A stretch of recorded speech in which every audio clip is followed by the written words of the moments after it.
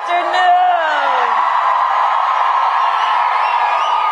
Oh, it's wonderful to be back in here at the University of Wisconsin-La Crosse. Thank you all.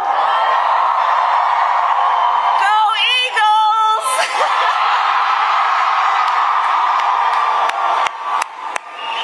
Oh, it's good to be everyone. And Mark Cuban, thank you for all that you are and being a part of it. So some of you may know, when I was 5 years old, we lived in Wisconsin. My parents taught at the University of Wisconsin in Madison for a time, and every time I come now, when I land, Governor Evers will greet me and he'll say, "Welcome home." So it is good to be back in Wisconsin. And this is a room full of leaders, and I thank you all for taking the time out of your busy lives to be here to have this conversation. I want to thank Mayor Reynolds. Thank you for the warm welcome and all you do. And La Crosse, let's re-elect someone who has spent her career fighting for the families of Wisconsin, your Senator Tammy Baldwin. We need her in Washington. We need her in Washington. Good. So, Election Day is in 19 days. 19 days. And if you all have a chair or a seat, please do sit for anyone who has a chair, okay? So listen, we are nearing the home stretch. And this is going to be a tight race until the very end. And we got this. I see you. And reality check, we are the underdog, okay? And that's why I'm here with you, and you are taking the time to do the hard work that is necessary. It's why I'm campaigning for every vote, because I want and intend to be a president for all Americans.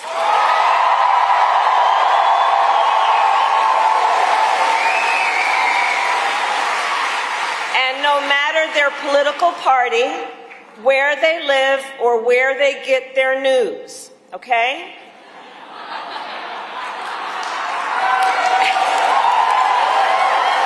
And on that point, last night you may have seen I went on Fox News.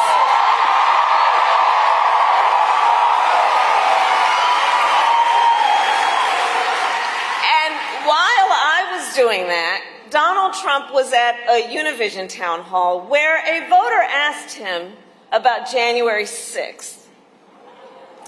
Okay, so now we here know January 6th was a tragic day. It was a day of terrible violence. There were attacks on law enforcement.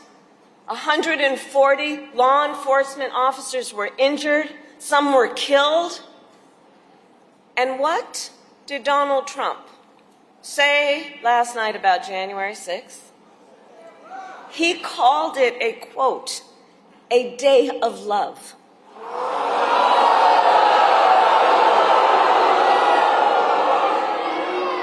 But it points out something that everyone here knows. The American people are exhausted with his gaslighting. Exhausted with his gaslighting. Enough! We are ready to turn the page. Turn the page.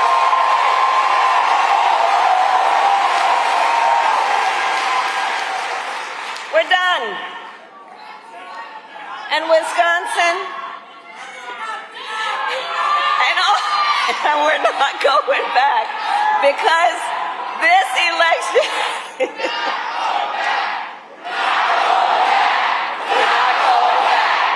not going back. And we are not going back because we know that this election is about two very different visions for our nation. One that is focused on the past, and ours that is focused on the future.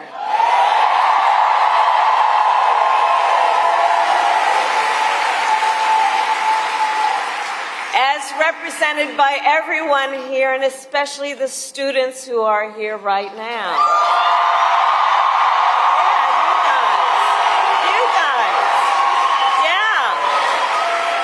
Yeah. It's about you guys. It really is. It really is. And we know that America is ready for a new way forward.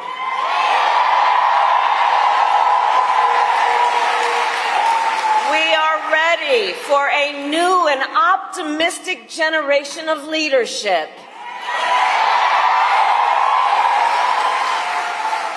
Which is why Democrats and Independents and Republicans are supporting our campaign. In fact, just yesterday, I was with over 100 Republican leaders from across the country who joined me on the campaign trail.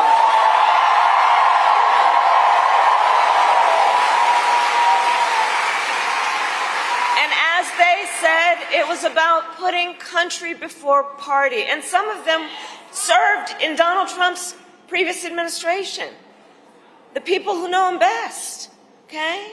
And I believe, and I think we all know, Americans want a president who works for all the American people. It's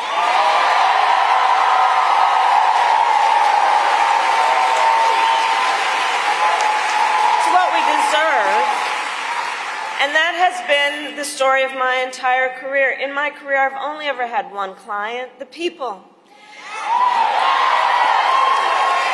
When I was a young courtroom prosecutor, I stood up for women and children against predators. As Attorney General of California, I took on the big banks, fought to deliver $20 billion for middle-class families who faced foreclosure. I stood up for veterans and students being scammed by for-profit colleges.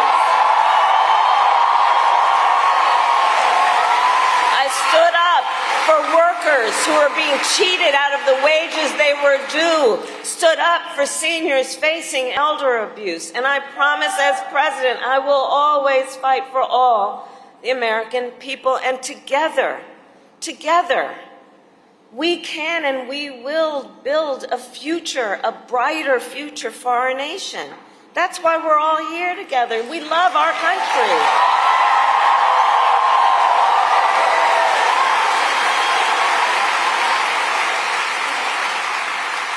Together, we will build in that future what I call an opportunity economy, which is where every American has an opportunity to own a home, to start a business, to build wealth. Under my plan, and I know this is a big deal for the young people here, we will bring down the cost of housing.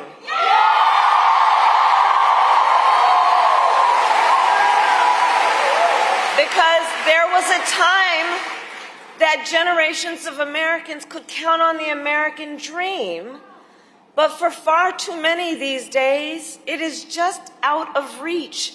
So we will deal with the housing supply, and I will commit to creating a $25,000 down payment assistance so you can, for the first-time home buyers, just get your foot in the door.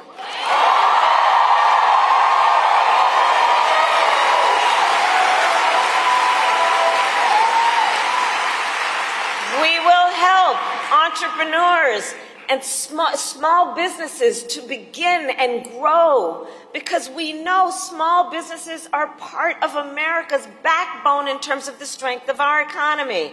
You know, the woman who helped raise my sister and me was a small business owner. I know. Do we have small business owners who are here? Raise your hand.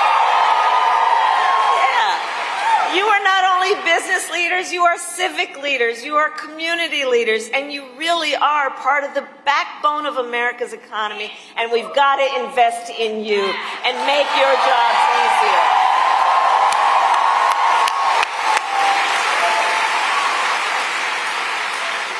My plan will help expand Medicare to cover home health care for seniors.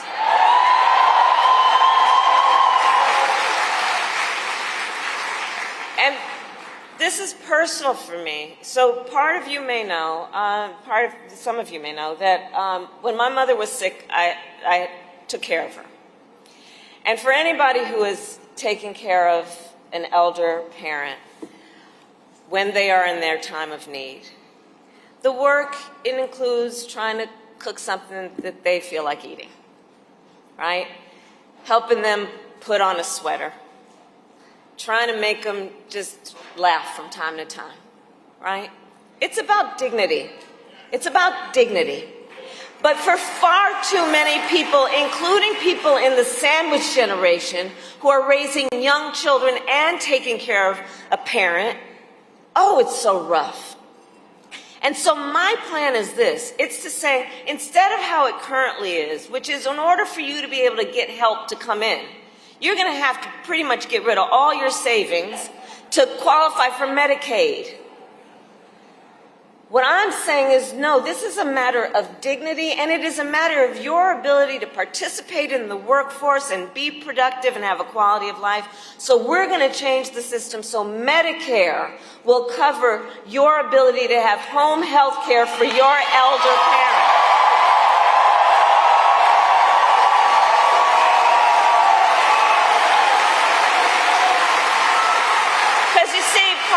Difference between the way we see our country and the world and the way my opponent sees it is we actually see real people and care about them and have a sense of understanding about how tough times can be, but how good times can be if we put the work into solving problems instead of trying to run on problems like Donald Trump.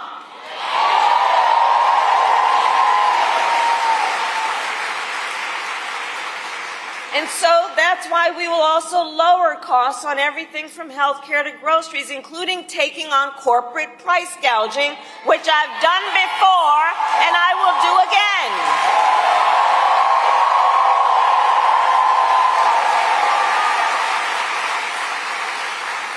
And we will give a middle-class tax cut to 100 million Americans, including $6,000 for young parents, parents who are just starting out during the first year of their child's life, knowing the vast majority of our parents have a natural desire to parent their children well, but not always the resources to do it. And so this is about helping folks out to be able to buy a car seat and a crib just during that most critical phase of their child's development. This is all about dignity. And this is about understanding.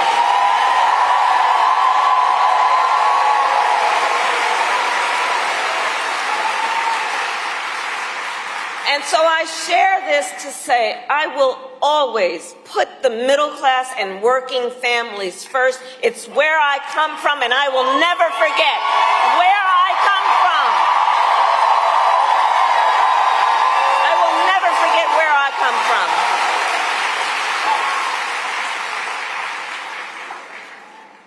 Now, Donald Trump has a different plan. I love you back, by the way. Thank you. Donald Trump has a different plan. So just Google Project 2025. Now we're at a place of higher learning, so I must say, I can't believe they put that thing in writing. I really can't. They put it in writing, they bound it, like they bound it and handed it out. So look, we read it, right? It's a detailed and dangerous blueprint for what he will do if he is elected president. You know, I said many times, you've heard me say, Donald Trump is an unserious man, and the consequences of him ever getting his foot back in the Oval Office are brutally serious. Brutally serious. So Donald Trump, right? That's why we're here together, and we're here because we know we got work to do still. Donald Trump will give billionaires and corporations massive tax cuts. He will cut Social Security and Medicare. He will get rid of the $35 cap on insulin for seniors. He will make it easier for companies to, check this out, he will make it easier for companies to deny overtime pay for workers. And and will impose what I have named a Trump sales tax, because essentially he plans on putting a 20% tax, if not higher, on everyday basic necessities, which economists have estimated will cost the average American $4,000 more a year. And on top of all of this, Donald Trump intends to end the Affordable Care Act. And he has no plan to replace it. You guys watched the debate. He has, quote, concepts of a plan. Concepts. Concepts. So here's the thing. Again, it's a serious issue, right? So he's going to threaten the health insurance coverage of 45 million people in America based on a concept. Taking us back to when insurance companies had the power to deny people with pre-existing conditions. You remember what that was? Well, we are not going back. We are not going back. We are not going back. We're not going back. We're not going back. And just like Wisconsin's state motto tells us, we will move forward.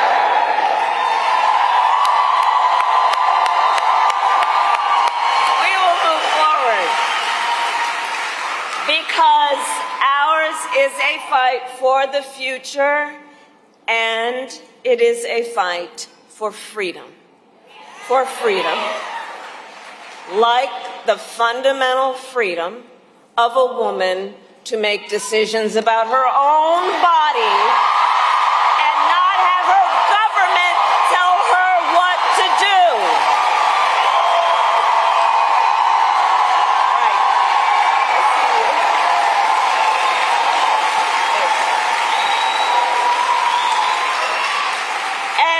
Again, we're not going to be gaslighted on this. We remember Donald Trump hand-selected 3 members of the United States Supreme Court with the intention that they would undo the protections of Roe v. Wade, and they did as he intended. Oh, you guys are at the wrong rally.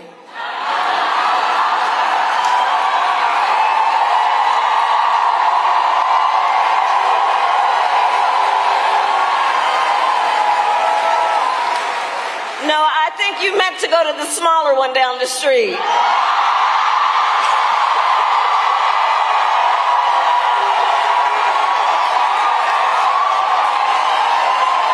Come on. So, but back to the matter at hand. We need a medic here. We need a medic. Right here, and then let's part the way so someone can come through and bring help. Okay? Okay. All right, we're good. So, on the subject of his intention and what he actually did to undo the protections of Roe v. Wade, let's understand what has happened since. It is now the case that in America, 1 in 3 women live in a state with a Trump abortion ban. Many of these bans have no exception even for rape or incest. And you react that way because we understand the idea that someone who calls themselves a leader would even make no exceptions for a survivor of a violation to their body, and to tell that survivor they have no right to make a decision about what happens to their body next? That's immoral. That's immoral. It's immoral.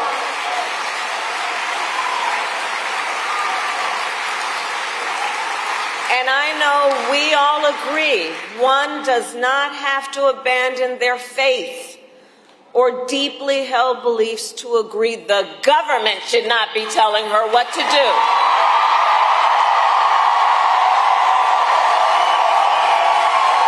If she chooses, she will talk with her priest. If she chooses, she will talk with her priest or her pastor, her rabbi, her imam, but not the government telling her what to do. And it is my pledge to you that when Congress passes a bill to restore reproductive freedom nationwide, as President of the United States, I will proudly sign it into law.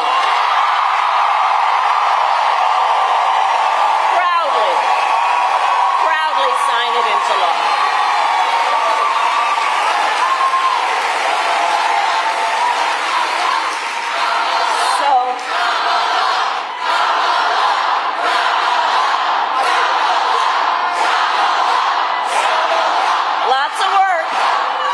Lots of work to do.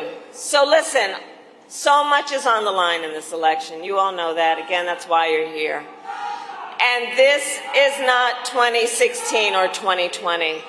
The stakes are even higher because a few months ago, the United States Supreme Court told the former president he is effectively immune no matter what he does in the White House. Now think about that. Think about that. Just imagine Donald Trump with no guardrails, right? He who has vowed if reelected he will be a dictator on day one. He who has called for the, quote, termination of the Constitution of the United States of America. And let us be very clear. Someone who suggests we should terminate the Constitution of the United States should never again stand behind the seal of the President of the United States. Never again. Never again. Never again.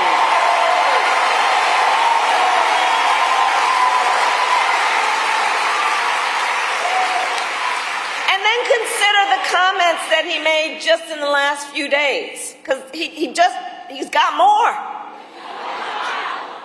He said he will target and punish those who disagree with him or refuse to bend to his will. He calls these Americans the enemy within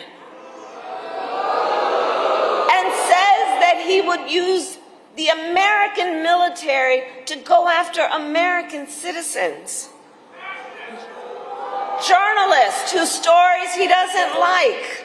Nonpartisan election officials who refuse to cheat by finding a few extra votes for him. Judges who insist on following the law instead of following him. It is for reasons like these that General Mark Milley, the former chairman of the Joint Chiefs of Staff, Donald Trump's top general, has called Trump, and I quote, fascist to the core. And it is clear Donald Trump is increasingly unstable and unhinged and will stop at nothing to claim unchecked power for himself. He wants to send the military after American citizens. He wants to prevent women from making decisions about their own body. He wants to threaten fundamental freedoms and rights like the freedom to vote, the freedom to be safe from gun violence, to breathe clean air and drink clean water, and the freedom to love who you love openly and with pride.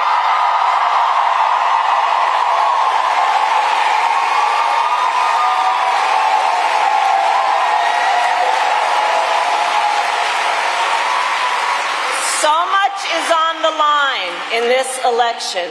So much is on the line. And Wisconsin, when it comes down to it, look, we are all here together because we know what is at stake. We are all here together because we love our country.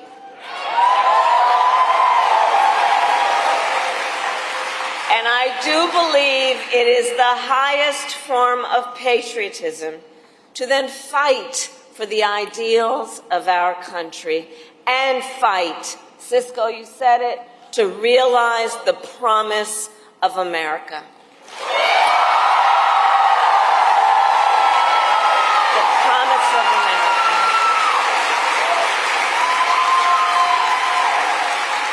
So, Election Day is in 19 days, and here in Wisconsin, early voting starts next Tuesday, October 22nd.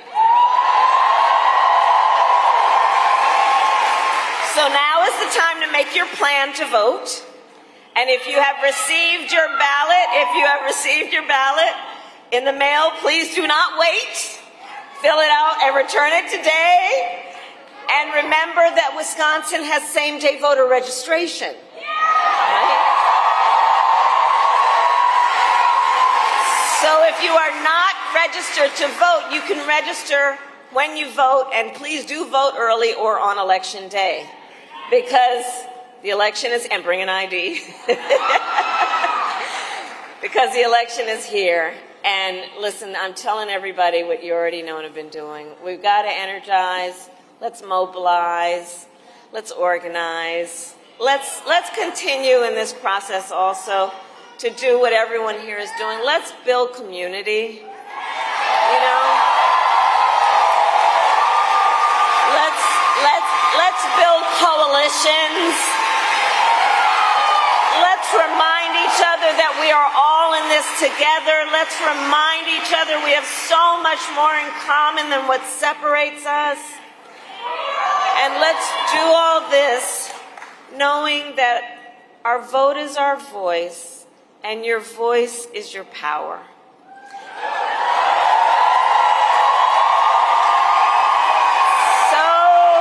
Wisconsin, today I then ask you, are you ready to make your voices heard? Do we believe in freedom? Do we believe in opportunity?